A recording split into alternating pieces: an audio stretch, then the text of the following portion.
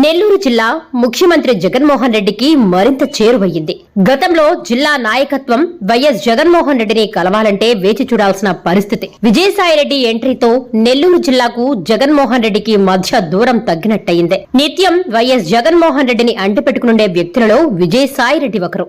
ఇప్పుడు నెల్లూరు జిల్లా పార్లమెంట్ అభ్యర్థిగా విజయసాయిరెడ్డి పోటీ చేస్తున్న విషయం తెలిసిందే.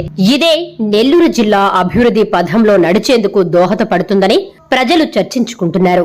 ఈ క్రమంలోనే విజయసాయిరెడ్డి జిల్లాలో విస్తృతంగా పర్యటనలు చేస్తున్నారు. నాయకులను సమన్వయం చేస్తూ ముందుకు పోతున్నారు. కోవూరు నియోజకవర్గంపై ఆయన ప్రత్యేక దృష్టి సారించారు. గత 5 సంవత్సరాలుగా కోవూరు ఎమ్మెల్యే నల్లపరెడ్డి ప్రసన్నకుమార్ రెడ్డి నిత్యం ప్రజలలో ఉంటూ వస్తున్నారు. ఎప్పటికప్పుడు ప్రజల సమస్యలు తీరుస్తూ నియోజకవర్గ అభివృద్ధికి తన వంతు కృషి చేస్తున్నారు. ఏ కుటుంబానికి ఏ కష్టం వచ్చినా తానున్నానంటూ ఆపన్న హస్తం అందించడంలో ఆయనకు ఆయనే సాటి.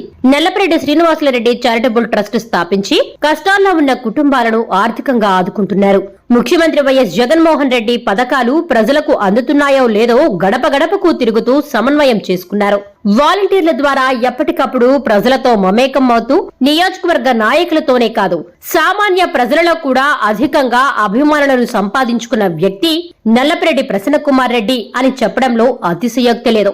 కోవూరు నియోజకవర్గంలోని 5 మండలాలను అభివృద్ధి పథంలో పరుగులు పెట్టిస్తూ 2024 ఎన్నికల్లో వైసీపీ గెలిపే ధ్యేయంగా ప్రసన్నకుమార్ రెడ్డి అడుగులు వేస్తున్నారు.